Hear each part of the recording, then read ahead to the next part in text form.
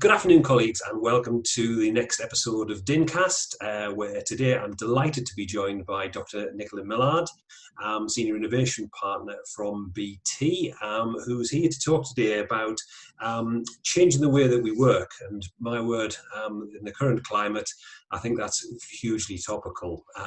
Nicola's somebody who I've worked with over a number of years now, and I'm always impressed by her depth of knowledge around subject matter. And I think it's probably fair to say this is probably one of her specialist subjects, having been operating in a remote environment for many, many years during her time with BT. But Nicola, I wonder if you could sort of just introduce yourself and say a little bit about your work and your role.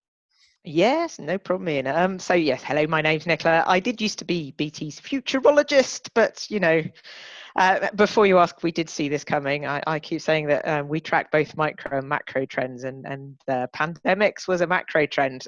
We were overdue one, usually about every 100 years. So, but we don't talk about macro trends very often because usually everyone dismisses them as being rather distant and not necessarily something they need to be thinking about in the next 6 months. But boy, are we thinking about this one at the moment.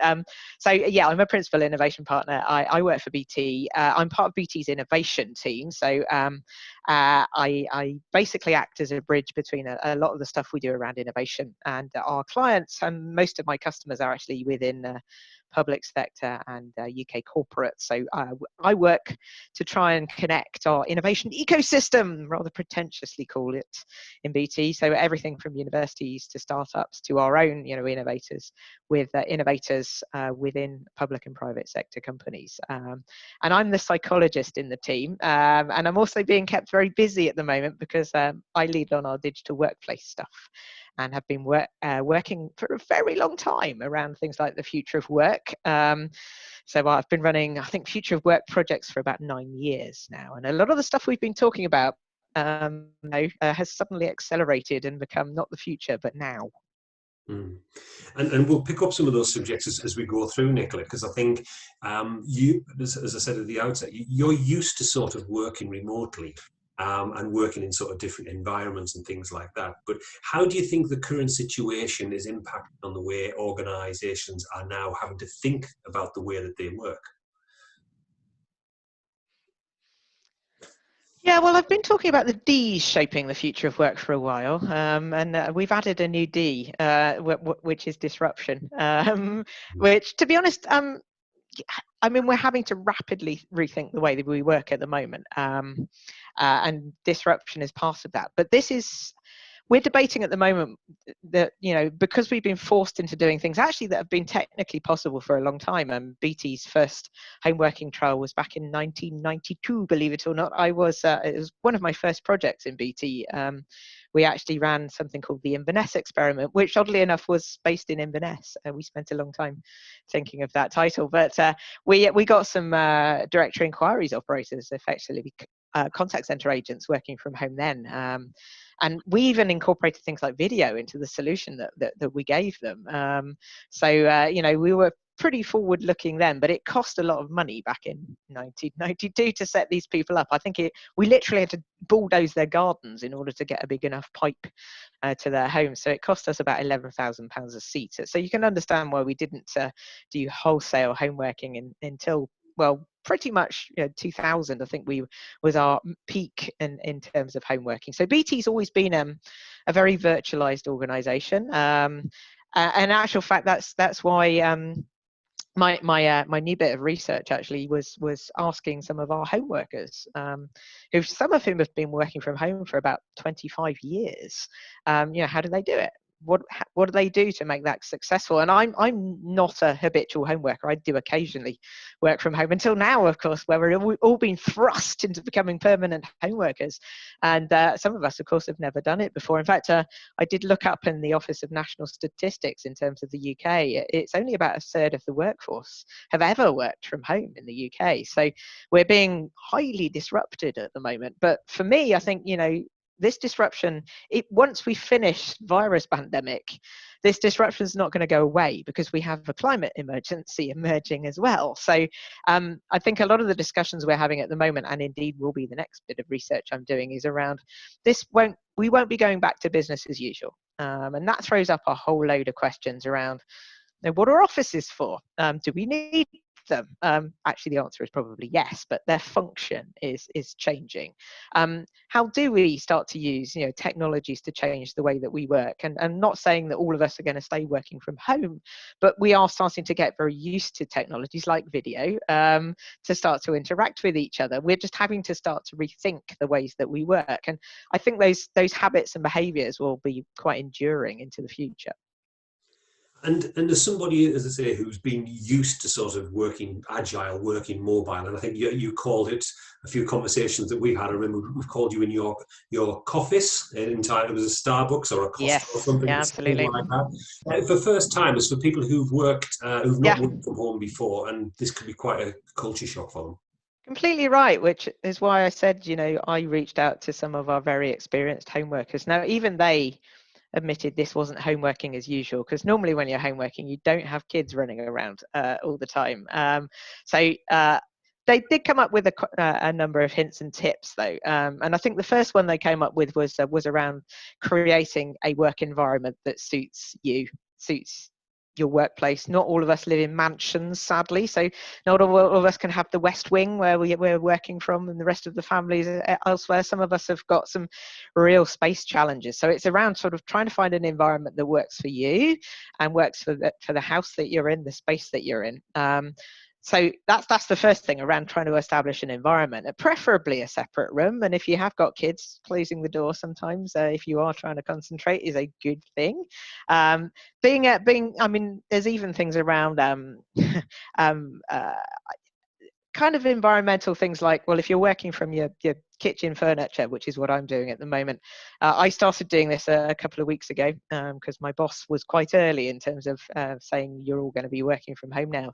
And of course, I was sitting on my kitchen chair and my back started to go, ow, quite rapidly. So after doing a number of the interviews with the BT home workers, one of the things that kept coming up was get good furniture. Your back will actually really thank you. And there was one guy who was a real veteran. He'd done a lot of the infrastructure for the original sort of home working capabilities that we have in BT. So he reeled off all of his things and he said, I can say my top tip is get a good chair. So, get a space where it's good to work, I think is the first thing that they're saying. I mean, the second thing is that we're creatures of habit. And we've had, by necessity, to change a lot of our habits in the past couple of weeks quite rapidly. So we've had to establish new routines, but establish a routine. We do like routine, and that routine may be similar to what we used to do. It might be different, but they're saying things like, well, everyone is different, so it's got to be something that works for us. Focus on what's important for you, what's important for your job. Sometimes we are going to have to compromise because, as again, this is not usual, but there are other demands on our time other than work whilst we're working. Plan your time. I think that's a really big one. And don't do death by meeting days. I think there's a temptation, particularly when you're not being seen to be in an office, to look as if you're working. So I'm noticing loads of meetings are springing up in my diary, and it's kind of, well, what are all these meetings for? Should I be at them? Is there an agenda? All questions I've said before. We often have we talk about the work rather than doing it. But also recognize that some of those priorities and deadlines are going to get disrupted because this isn't normal home working. I think the third tip is around health and healthiness. Now, as you know, I usually choose to be in a coffees because I like coffee and chocolate, and I have plenty of coffee and chocolate. I did slightly overdose on caffeine a couple of days ago, and I think that's one thing that they were saying, try and eat healthily. Don't eat chocolate biscuits all the time. Don't drink thousands of cups of coffee because that's really not good for you. Get up, stretch, take breaks, walk outside. All of these things are just really good, healthy things to do. And don't feel obliged to be stuck at your desk for 8 hours a day because you feel as if you need to be seen to be working. You don't actually have to. So that sort of thing, I think we need to think about. The fourth one was about connection, because we are social creatures, and this is a really unusual situation in that we cannot connect in traditional ways. And I think, again, a lot of the lessons we've had from previous home working studies is you just have to work harder to make sure you connect with people. And I think home workers will recognise that they do reach out and have virtual coffees with people. They do have, we've got a virtual pub evening coming up actually on Friday with our team. Connect with people, talk to people. Just because we're kind of remote does not mean that we should be remote. And I think, again, the tools that we got, the video, the audio tools, if we're just using a lot of those at the moment to reconnect with people. Now, we've also found that because everyone's now remote, it's actually easier to do that than when people are having a mixture of office workers and remote workers. And actually all being remote is making it a lot easier. But when we come back together and have a mixture again, how do we make this work better? Again, not business as usual. And then the final one they suggested was, just get the right technologies. So things like a wireless headset. Sadly, mine is still wired.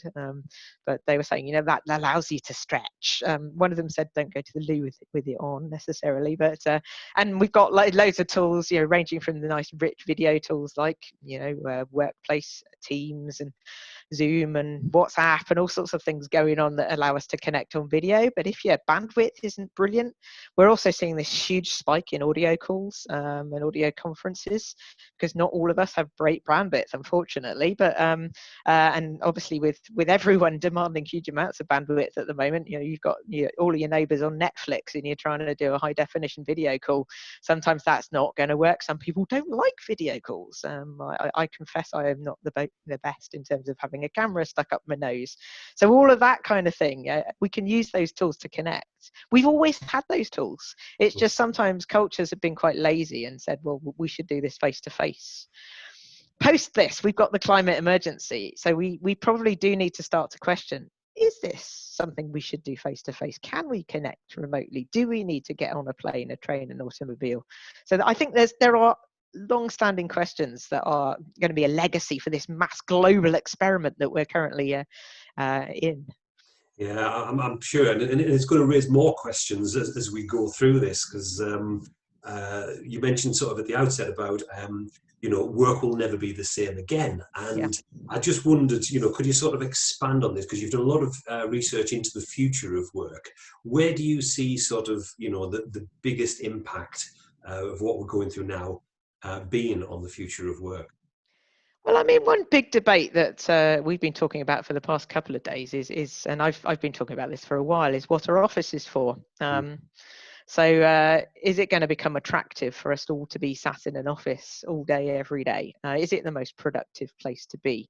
And I've said all along, I think we probably need to rethink offices, because actually, once this crisis is over, we should have choices. I mean, we're all now, well, not all of us, but we're starting to all get set up to work remotely where we can. So we do have that option. We do, once the coffee shops and hotels have opened, we do have the option potentially to go and work from them. Why would we want to be in an office? And I think that the dynamics of the office space are likely to change. Actually, I don't think offices are going to die at all, because we are social creatures. But that does imply to me that the office is itself a collaboration platform. So it's not all about lines of desks and how many people can I get into the X amount of space. It's about, what's this space for? How do I create the tools that enable people to do the tasks and activities that are in these spaces? And also, how do I give them the freedom to choose where, when, and how they work? And I think that's our emphasis at the moment. It's around, how do you enable individuals who are all different? We have a wide range of diversity in our workforces. How do we give them the tools to choose where, when, and how they work? And whether that's at home, in the office, or in between, it doesn't really matter. Let's just give them the tools that enable them to be productive. And you picked up on a really important point then around sort of creativity and innovation. And I just wondered, have you worked with any organisations or got some experience of where actually working remotely can actually improve collaboration, or it can allow you to be more innovative? Well, I think in terms of just pure agility, I was on a call yesterday where we had someone from Italy, someone from Spain, someone from France, someone from Switzerland. A real mixture of nationalities. Now, previously, we would have probably first decided whether that was going to be a face-to-face meeting or not. If it was going to be a face-to-face meeting, we would have all had to book flights and rooms and all of that lovely thing. Whereas we were very spontaneous. We organised that within an hour. We had everyone online. We could have a discussion. We did it over video. And it was just bringing people together really rapidly to discuss stuff that we needed to do. I think that's one of the virtues of this. The negative thing is we end up, as I said before, getting invited to endless pointless meetings because it's very frictionless now to have a meeting, and then you get into arguments, and this is where things like leadership come in. There are some horrible virtual meetings out there that lack an agenda, lack someone steering them, lack inclusivity. There are some people not paying attention, some people are. This is just to be honest, it's how you would run a real meeting, but take those skills into a virtual meeting space and have an agenda, make that meeting discursive, bring people in appropriately. There's all that kind of stuff. So as I said, there's virtues and maybe some negatives as well that we get with this friction-free communication and collaboration. But I think, in terms of innovation, there's nothing that stimulates innovation more than a crisis. So I think I'm just seeing so much innovation and creativity out there at the moment.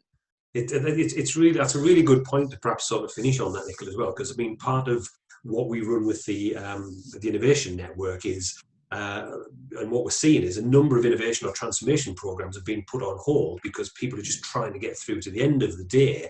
And yet, to my mind, actually having your innovation team, your innovation people embedded within all the activities, there must be a huge amount of learning that we can capture for that and help prepare us for something like this happening again. Oh, for sure. And that's why I said I think there's a lot around of planning. It's quite interesting talking to a lot of customers around things like resilience. I mean, previously we talked to them about resilience and they've kind of gone, yeah, we'll sort that out. I think resilience is now a very big topic. So, for example, there was a customer I was talking to last week where they got resilience in buildings. So if one building got flooded or cut off, they could move all their staff into another building. That was resilience. What they hadn't done was plan and prepare for not having a building, so having their staff working at home. And the fundamental problem was that they hadn't given any of their staff laptops for a start, so they were handling some fairly secure information as well. So you got to start to think, well, how do I empower individuals to help them work wherever they are?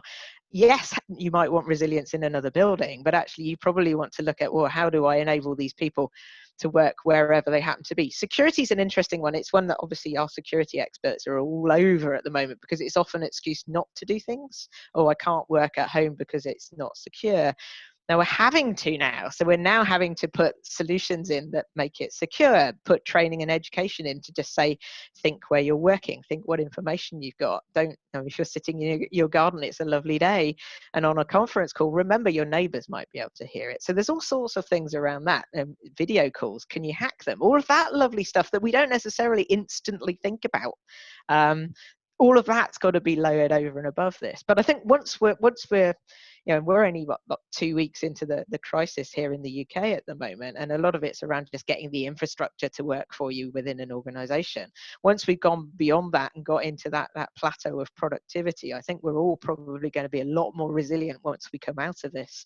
And as I said, it's not these kind of disruptors are not going to go away. So I'm hoping there's going to be a lot of positives coming out of this in terms of resilience, in terms of organizations and in terms of innovation as well. Thanks. And that's probably as positive a note as we can sort of finish on in the current circumstances, Nicola. So thank you very much for that. Some really interesting insights there. Hopefully, as I say, once we get through this, it might be worth us having a look at doing another episode and just picking up on some of the learning that you're finding from your different sort of clients and within BT as well. And we can share that with everybody watching this as well. So thank you, Nicola. Always a pleasure to talk to you, and stay safe. Thanks a lot. Bye-bye then. Bye.